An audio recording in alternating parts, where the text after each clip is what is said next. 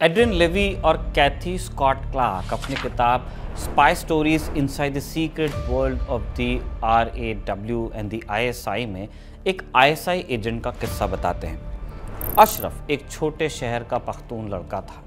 उसका सपना था एक सुरक्षित पेंशन वाली सरकारी नौकरी। उसने सरकारी नौकरी का विज्ञापन देखा और अर्जी दी। महीनों इंटरव्यू और बैकग्राउंड चेक के चलते बीत गए। तब तक उसे अंदाज़ा नहीं था कि वो कहाँ जा रहा है एक्चुअली। आखिरकार उसे पता चला कि उसे पाकिस्तान की जासूसी एजेंसी ISI के लिए चुना गया था। शुरू में अशरफ भी उस मिथक पर यकीन करता था जो बहुत सारे पाकिस्तानी वाकई मानते हैं कि ISI एक सर्वशक्तिमान और लगभग जादुई ताकत है, दुनिया की नंबर 1 इंटेलिजेंस एजेंसी, ऐसा बोलते हैं। लेकिन ये सपना जल्दी ही टूटने वाला था। ISI के अंदर रहते हुए अशरफ को ISI के कई ऐसे सवालों के जवाब पता चले जो आगे चलकर उसका मोहभंग करने वाले थे। मसलन ISI के एजेंट खुद को भूत क्यों बुलाते हैं, ISI के घोस्ट स्कूल्स में एजेंट्स की ट्रेनिंग कैसे होती है, ISI के दफ्तरों को कोड नेम क्यों दिया जाता है। इन तमाम सवालों के जवाब जानेंगे आज के एपिसोड में, और साथ ही जानेंगे कि ISI के तौर तरीके क्या होते हैं, ISI कैसे बनी, इसके जासूस कैसे भर्ती होते हैं और ये एजेंसी काम कैसे करती है। नमस्ते, मैं हूं निखिल और आप देख रहे हैं अलिफ लैला।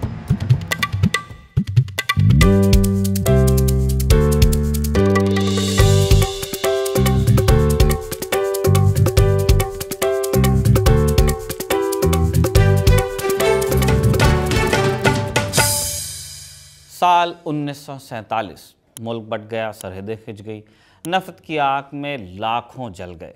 इस राख से पाकिस्तान ने अपनी हिफाजत के लिए एक खुफिया ढाल बनाने का विचार किया। नाम रखा गया इंटर सर्विसेज इंटेलिजेंस ISI। साल था 1948।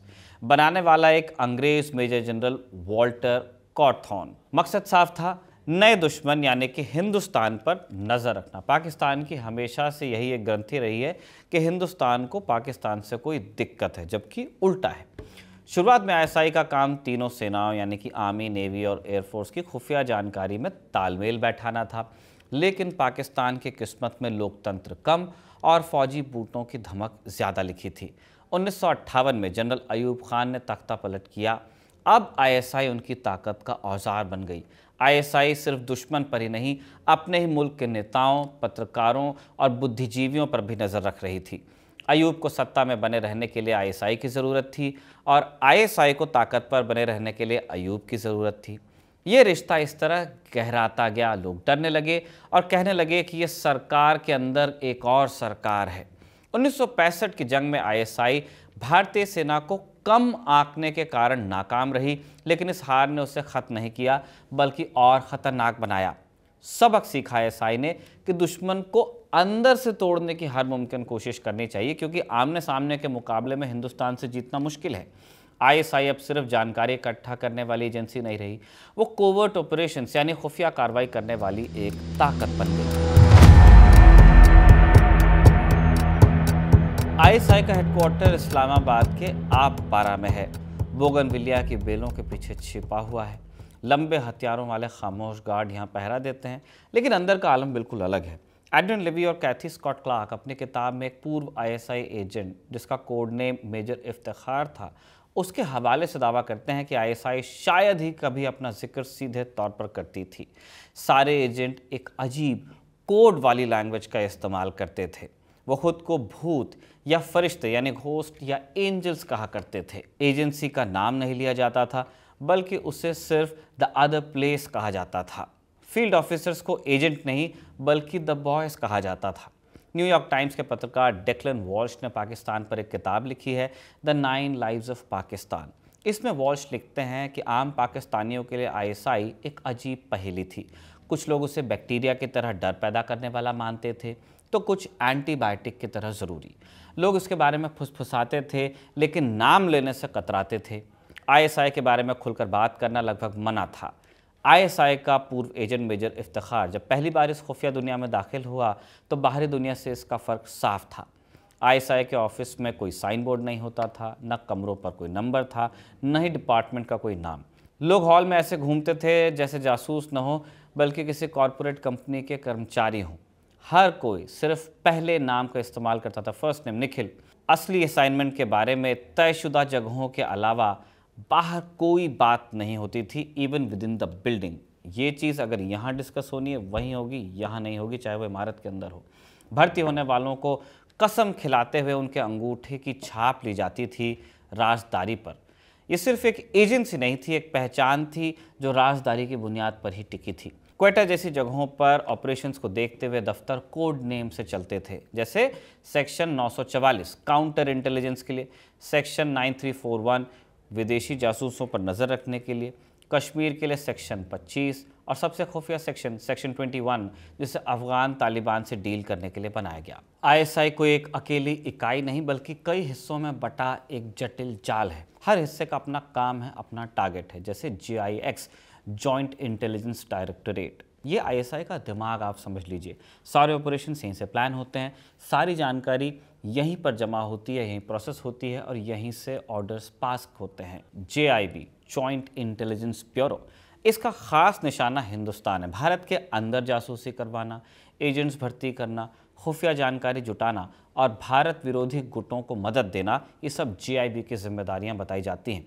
कश्मीर डेस्क, जो हिंदुस्तान का सबसे बड़ा सिरदर्द है, इसी विंग का हिस्सा माना जाता है। JCIB joint counter intelligence bureau, इसका काम है पाकिस्तान की हिफाजत, यानी पाकिस्तान के अंदर विदेशी जासूसों, खासकर RNAW के एजेंट्स, उनको पकड़ना और ISI के अपने राजों को महफूज रखना। JIN जॉइंट इंटेलिजेंस नॉर्थ, ये विंग खास तौर पर कश्मीर और अफगानिस्तान बॉर्डर पर सक्रिय है। आतंकवादियों की घुसपैठ करवाना, ट्रेनिंग कैंप्स चलाना और प्रॉक्सी वॉर को अंजाम देना, ये सब JIN के खाते में जाता है। JSIB joint signal intelligence bureau, ये है ISI के कान। दुश्मन की phone calls, wireless messages, emails, internet traffic, सब पर नज़र रखना इनका काम है। इनके पास वो तकनीक है जो हज़ारों मील दूर से बातचीत को इंटरसेप्ट कर सकती है। फिर आती है JIM जॉइंट इंटेलिजेंस मिसलेनियस। ये विंग दुनिया के बाकी हिस्सों पर नज़र रखती है, मिडल ईस्ट, यूरोप, US वगैरह। डिप्लोमेटिक मिशंस में ISI के एजेंट अक्सर इसी विंग के तहत काम करते हैं। फिर एक पॉलिटिकल विंग भी है, बड़ी अजीब बात। ये ISI का वो चेहरा है जिससे पाकिस्तान के ही नेता सबसे ज़्यादा नाखुश रहते हैं। इसका काम मुल्क की सियासत पर नज़र रखना है, नेताओं की खरीद फरोख्त करना, चुनावों में दखल देना, रिग करना और ज़रूरत पड़ने पर तख्ता पलट में मदद करना। इन विंग्स के अलावा ISI के हज़ारों कर्मचारी, मुखबिर और एजेंट पूरे पाकिस्तान और दुनिया भर में फैले हुए हैं। कुछ जासूस इंडिया में भी हैं, जो आपको सुनकर लग सकता है कि चिंता की बात है कि ISI के जासूस इंडिया में हैं, आप बोल भी रहे हैं। बात ऐसी है कि एक्सटर्नल इंटेलिजेंस एजेंसीज़ का यही काम है। ISI का काम है पाकिस्तान के लिए हिंदुस्तान के अंदर से जासूसी करवाना, तो RNAW का काम है पाकिस्तान के अंदर हिंदुस्तान के लिए पाकिस्तानियों से जासूसी करवाना। तो ये एक गेम है जिसमें दोनों ताकतें अपने अपने तरीके से जासूसों को ट्रेन करती हैं, फील्ड करती हैं। हमारे जासूस वहाँ बैठे हैं, उनके जासूस यहाँ बैठे हैं, इसी तरह चलता है। ISI के जासूस कैसे तैयार होते हैं? ज़्यादातर एजेंट पाकिस्तानी सेना से आते हैं, नेवी एयरफोर्स के भी लोग आते हैं। आर्मी की जो मिलिट्री इंटेलिजेंस विंग है, वहाँ के तजुर्बेकार ऑफिसर्स को तरजीह ISI में मिल जाती है। वैसे भी आर्मी हैवी है पाकिस्तान। युवाओं को भर्ती करने का हालांकि एक अलग तरीका भी है। ये सफ़र मरी हिल्स में पाकिस्तान आर्मी के school of military intelligence Clifton camp से शुरू होता है। एड्रिन लेवी और कैथी स्कॉट क्लार्क की स्पाई स्टोरीज़ के मुताबिक ISI के पास अपने ज़्यादातर फुल टाइम ट्रेनर्स नहीं होते हैं। वो सेना की परंपराओं पर निर्भर करती है कि पाकिस्तान को बढ़ावा दो, भारत को तबाह करो। सीधा और एक क्रूर मिशन स्टेटमेंट उनका है, क्लियर, इंडिया के खिलाफ। इफ्तिकार जैसे युवा ऑपरेटिव यहीं पर सब कुछ सीखते थे। असेट यानी मुखबिर या एजेंट कैसे भर्ती करें, भीड़ में ब्रश पास मीटिंग यानी चलते फिरते गुप्त मुलाकात कैसे कर लें, बिना निशान छोड़े घरों में कैसे घुसें, फिर पूरी नकली पहचान और कहानी कैसे बनाएं कि कभी किसी ने पकड़ भी लिया तो उसी को घुमा रहे हैं, हथियार चलाना, बम बनाना या डिफ्यूज़ करना, ताले तोड़ना, खुफिया कोड बनाना, उसे पहचानना, समझना, भेष बदलना, पीछा करना या पीछा छुड़ाना, जासूसी के उपकरण इस्तेमाल करना, ये सब इसी ट्रेनिंग का हिस्सा है। दुश्मन देश, खासकर भारत की जो भाषाएं हैं, हिंदी, पंजाबी, कश्मीरी, कल्चर हमारा, भूगोल, राजनीति, सेना की बनावट, हर चीज़ की बारीक जानकारी यहाँ पर दी जाती है। ये ट्रेनिंग सिर्फ फौजियों तक सीमित नहीं होती है। पाकिस्तान के शहरों और कस्बों में कई खुफिया ट्रेनिंग सेंटर्स हैं जिन्हें अक्सर आम स्कूल्स या संस्थानों के रूप में छिपाया जाता है और इन्हें कहा जाता है घोस्ट स्कूल। युवाओं को बिना बताए चुना जाता है, कभी पूरी तरह बताया नहीं जाता है कि उनका असली ऑब्जेक्टिव क्या है। लिवियो क्लार्क की किताब के अनुसार आईएसआई ट्रेनिंग में इस्लाम का इस्तेमाल भी होता है। मौलवी सिखाते हैं कि कैसे कुरान की आयतों का हवाला देकर जासूसी और धोखे को जिहाद का हिस्सा बताया जा सकता है। ये सिखाया जाता है कि मुल्क और इस्लाम के लिए जासूसी करना न सिर्फ जायज़ है बल्कि एक फ़र्ज़ भी है उन पर। ट्रेनिंग पूरी होने के बाद रंगरूटों को फील्ड पर उतारा जाता है। नकली पहचान के साथ बाज़ारों, यूनिवर्सिटी, मॉल्स, सब जगह वो जाते हैं जहां वो डेड ड्रॉप यानी गुप्त रूप से जानकारी के आदान प्रदान की प्रैक्टिस करते हैं। कई बार परीक्षाएं होती है। शुरुआत में हमने आपको बताया अशरफ की कहानी। लिवियो क्लार्क की किताब में अशरफ बताता है कि ट्रेनिंग के दौरान कभी कभी इंस्ट्रक्टर उन्हें बिना पैसे या आईडी के बेस से मीलों दूर छोड़ते थे और उन्हें अपनी सूझबूझ से वापस लौटना होता था बेस पर। एक बार अशरफ और उसके साथी सड़क किनारे सामान बेचने वाले के भेस में बैठे हुए थे और तब उन्हें पाकिस्तान की असली पुलिस ने पकड़ लिया और छोड़ने के लिए मांगी रिश्वत। अब ऊपर से ऑर्डर्स थे कि कवर आपको तोड़ना नहीं है, इसलिए उन्हें असली जेल में भी जाना पड़ा, मार भी खानी पड़ी। बाद में एक आईएसआई इंस्ट्रक्टर ने चुपके से इनकी रिहाई का इंतज़ाम करवाया। अब इस तरह ये जो जासूस तैयार होते हैं आगे चलकर क्या काम करते हैं, कुछ आपको एग्जाम्पल्स हम दे रहे हैं। डेक्लन वॉल्श की किताब द 9 लाइव्स ऑफ पाकिस्तान के मुताबिक क्वेटा बलूचिस्तान का ये जो शहर है जासूसी और साजिशों का गढ़ है। यहाँ आईएसआई की काउंटर इंटेलिजेंस यूनिट सेक्शन 9341 विदेशी जासूसों खासकर CIA एजेंट्स पर नज़र रखने के लिए पुराने लेकिन असरदार तरीक़ों का इस्तेमाल करती थी। डेक्लन वॉल्श बताते हैं कि जब वो क्वेटा के सेरेना होटल में ठहरे तो आईएसआई ऑफिसर्स वेटर बनकर लॉबी में मंडराते थे। देर रात बगल के कमरों से दीवारों के जरिए बातें सुनने की कोशिश करते थे। होटल मैनेजमेंट मजबूर था। 2006 में एक विदेशी पत्रकार पर इसी होटल के कमरे में हमला हुआ था। 2012 में जब वॉल्श पाकिस्तान में थे लगातार उनकी निगरानी हुई और कम से कम 4 लोग लगातार उनका पीछा करते थे। रात में इस्लामाबाद के आईएसआई दफ्तर से उनके ईमेल इंटरसेप्ट किए जाते थे। वॉल्श को बाद में पता चला कि होटल लॉबी में गर्मजोशी से मिलने वाला अब्दुल्ला नाम का पुलिस इंस्पेक्टर असल में एक अंडरकवर आईएसआई ऑफिसर था जो पूरी निगरानी को ऑपरेट कर रहा था, लीड कर रहा था। टीम ने एक स्थानीय कंप्यूटर साइंस लेक्चरर को भी काम पर लगाया था ताकि जब वॉल्श पुलिस चीफ का इंटरव्यू ले रहे हों तो वो उनकी कार की पिछली सीट पर बैठकर वॉल्श के लैपटॉप का एन्क्रिप्शन तोड़ने की कोशिश करे। सिर्फ पत्रकार ही नहीं, CIA एजेंट्स भी निशाने पर थे। जॉर्ज नाम का एक CIA ऑफिसर कथित तौर पर आतंकवाद विरोधी सहयोग के लिए क्वेटा आया, लेकिन ISI ने उसी पर कड़ी नज़र रखनी शुरू कर दी। उसका फ़ोन टैप किया, कार का पीछा किया, सेफ हाउस में उसकी मुलाकातों की निगरानी हुई। ISI के लोग चौराहों पर भिखारी बनकर भी टारगेट पर नज़र रखते थे। मीट बेचने वाले, टैक्सी ड्राइवर्स और दूसरे आम दिखने वाले नागरिक अक्सर इस निगरानी नेटवर्क का ही हिस्सा होते थे। ये लो-टेक तरीके मॉडर्न स्पाई टेक्नोलॉजी के खिलाफ भी हैरत अंगेज रूप से कारगर साबित होते थे। क्वेटा में जासूसी की दुनिया ऐसी ही थी जहां सबसे पुराने तरीके अक्सर सबसे नई तकनीक को मात दे देते थे। आईएसआई कहने को दुनिया की बेहतरीन खुफिया एजेंसीज में से एक है, कम से कम क्लेम तो ऐसा ही किया जाता है। लेकिन खुफिया एजेंसी तो हर देश में होती है, देश के दुश्मनों से लड़ने के लिए होती है। आईएसआई का तरीका कुछ और बताया जाता है। आईएसआई पाकिस्तान से बाहर जितनी एक्टिव रहती है उससे ज़्यादा पाकिस्तान के लोगों को उसका कहर सहना पड़ता है। अभी इमरान खान वाले केस में आप देख लीजिए, कुछ देर पहले हमने आईएसआई एजेंट अशरफ का जिक्र किया ही था। एड्रिन लेवी और कैथी स्कॉट क्लार्क अपनी किताब में बताते हैं कि अशरफ ने आईएसआई का एजेंट रहते हुए कई चीज़ें देखी। मसलन उसने बेसमेंट की गुप्त जेलों में बंदियों को महीनों अंधेरे में सड़ते देखा, बिना इलाज के मरते देखा। उसने सुना कि कैसे कुछ कैदियों को पहाड़ों पर ले जाकर मार डाला जाता था। उसने आईएसआई ऑफिसर्स को बंदियों के परिवारों और व्यापारियों से रिश्वत लेते देखा, बॉर्डर में तस्करी में हिस्सा लेते हुए भी देखा।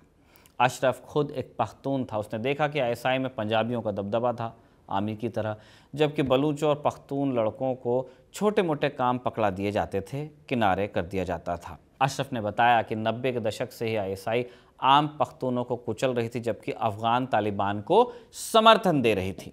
आईएसआई के हेडक्वार्टर में प्रतिबंधित आतंकवादी गुटों के लीडर्स मीटिंग के लिए आते थे। अशरफ बताता है कि आतंकी सरगना बेरोक टोक ऑफिस में घुसते थे और वहीं सारी प्लानिंग होती थी। इन्हीं तमाम कारणों के चलते अशरफ ने आईएसआई छोड़ दी, लेकिन आईएसआई ने उसका पीछा नहीं छोड़ा और अंत में वो जान बचाकर विदेश भाग गया। आईएसआई कैसे अपने ही लोगों को निशाना बनाती है, इसका बड़ा उदाहरण है अस्मा जहांगीर। मई 2011 में ओसामा बिन लादेन एबटाबाद में मारा गया। ये पाकिस्तानी फ़ौज और आईएसआई के लिए बड़ी शर्मिंदगी थी, क्योंकि बगल में ही पाकिस्तान मिलिट्री एकेडमी है जहां पूरे ऑफिसर कोर उनकी तैयार होती है। इस बात पर उन्हें घर के अंदर भी विरोध सहना पड़ा। मानवाधिकार वकील अस्मा जहांगीर ने तीखी आलोचना की। उन्होंने जनरलों को खतरनाक और निकम्मे कहा और इल्ज़ाम लगाया कि इन्हें शामियाने सजाने से फुर्सत नहीं मिलती है, इसीलिए ये सब हो रहा है। मई 2012 में अमेरिकी खुफिया एजेंसी CIA को खबर मिली कि आईएसआई ऑपरेटिव्स अस्मा को ख़त्म करने की साजिश रच रहे थे। अस्मा अक्सर हिंदुस्तान आती रहती थी। आईएसआई का प्लान था कि इंडिया के किसी फंक्शन के दौरान अपने ऑपरेटिव से उन्हें मरवा दिया जाए। जब ये बात सामने आई, अस्मा ने डरने के बजाय टीवी पर आकर इस साजिश का पर्दाफाश किया। बाद में स्नोडन लीक्स में इस खबर की पुष्टि भी हुई। आम लोगों को आईएसआई द्वारा निशाना बनाए जाने के ऐसे कई और उदाहरण हैं, लेकिन आईएसआई की असली ताकत सत्ता के कंट्रोल से आती है। तानाशाही वाले देशों में अक्सर पब्लिक को बोलने का अधिकार नहीं होता।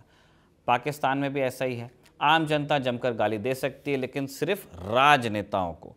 आईएसआई और आर्मी के लिए वहाँ एक अलग शब्द का इस्तेमाल होता है, इस्टेब्लिशमेंट। ये इस्टेब्लिशमेंट ही पाकिस्तान में असली ताकत है। और ये ताकत बरकरार कैसे रखी जाती है? आईएसआई के बल पर। कौन प्रधानमंत्री बनेगा, कौन नहीं बनेगा, इसमें आईएसआई का दखल होता है। फौजी हुकूमत यानी अयूब, ज़िया, मुशर्रफ वगैरह, जब इनका समय था तब तो आईएसआई सीधे तौर पर जो पॉलिटिकल ओपोनेंट्स होते थे उन्हें दबाती थी, लेकिन लोकतांत्रिक सरकारों में भी आईएसआई का असर कभी कम नहीं हुआ। इमरान खान का हश्र, जिसका जिक्र हमने थोड़ी देर पहले किया था, आप सब वाकिफ़ हैं।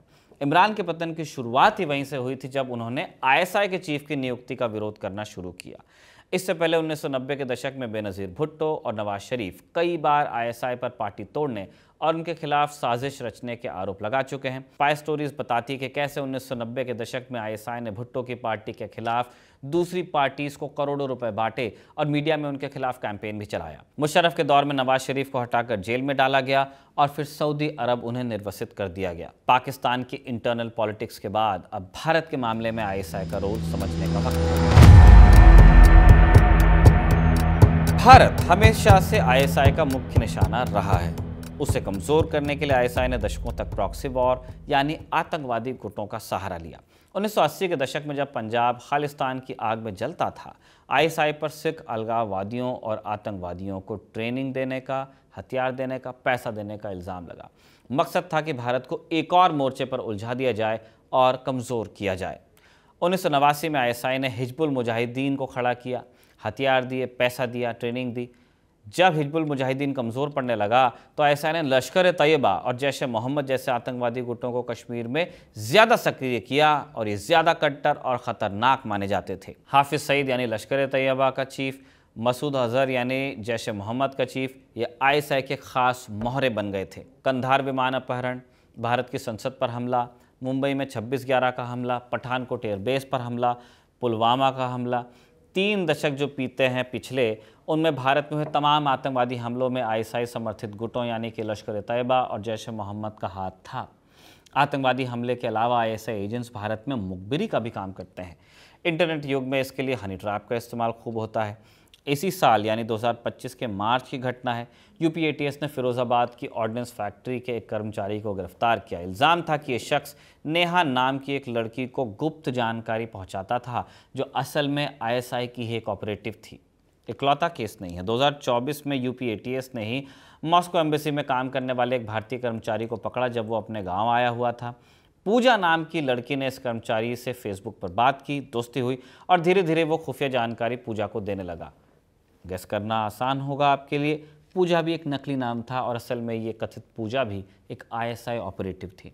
पिछले सालों में एटीएस 125 ऐसी लड़कियों की पहचान कर चुका है जिन पर आईएसआई ऑपरेटिव होने का शक था और फेसबुक में इनमें से हर किसी के फ्रेंड लिस्ट में कोई ना कोई आर्मी ऑफिसर मौजूद था। हनी ट्रैपिंग कैसे होती है? आईबी के पूर्व officer Balkrishna Kamat times of India से बातचीत में बताते हैं, आईएसआई VoIP प्रोटोकॉल का इस्तेमाल करती है, वॉइस ओवर इंटरनेट प्रोटोकॉल, जिससे फ़ोन पर बात करने में कंट्री कोड नहीं चलता है पता। थाईलैंड, श्रीलंका, इंडोनेशिया वगैरह से कॉल करते हैं या यहाँ बैठ के भी करेंगे तभी भी ऐसा लगेगा कि थाईलैंड से आ रहा है। ISI agent social media profile पर नज़र रखते हैं, लगभग 10 से 15 लोगों को चुनते हैं और उनकी शिक्षा और जानकारी के अनुसार एजेंट्स को सौंपते हैं टास्क, ताकि बातचीत में आसानी रहे। कामत के मुताबिक जो शिकार है, जो विक्टिम है, जिसको टारगेट किया जा रहा है हनी ट्रैपिंग से, उसका रिएक्शन आने में महीनों लग सकते हैं और ये लोग लगाते हैं। शक से बचने के लिए अक्सर थाईलैंड और यूरोप जैसे देशों में काम करने का दावा करते हैं। 5 साल पहले एक IIF ग्रुप कैप्टन फेसबुक पर हनी ट्रैप का शिकार हो गया था। एक नकली महिला प्रोफाइल महिमा पटेल ने उससे पूछा था कि वो कैसे यकीन करे कि वो असल में ग्रुप कैप्टन है। अपने पद की पहचान साबित करने के लिए उसने गोपनीय जानकारी फिर लीक की थी। ISI के हनी ट्रैप्स में सिर्फ मर्द ही नहीं, महिलाएं भी फंसती। 2010 में इस्लामाबाद में भारतीय दूतावास में काम करने वाली एक IFS अधिकारी, जिनका नाम माधुरी गुप्ता बताया जाता है, उनके साथ ऐसा हुआ था। एक ISI एजेंट ने झांसा देकर उनसे खुफिया जानकारी उगलवा ली थी। ISI भारत के लिए हमेशा चुनौती रहा है और पाकिस्तान के साथ किसी भी मसले पर डील करते समय ISI का रोल काफ़ी अहम रहता है, क्योंकि ये सिर्फ एक खुफिया एजेंसी नहीं है, बल्कि एक ऐसी ताकत है जिसने पाकिस्तान की सियासत, समाज और बाहरी दुनिया से उसके रिश्तों को अपनी मुट्ठी में जकड़ा हुआ है। इसी जानकारी के साथ अलिफ लैला का यह एपिसोड कंक्लूड होता है। इसे कमल ने लिखा और इरशाद ने रिकॉर्ड किया। आप देखते रहिए खबरगांव।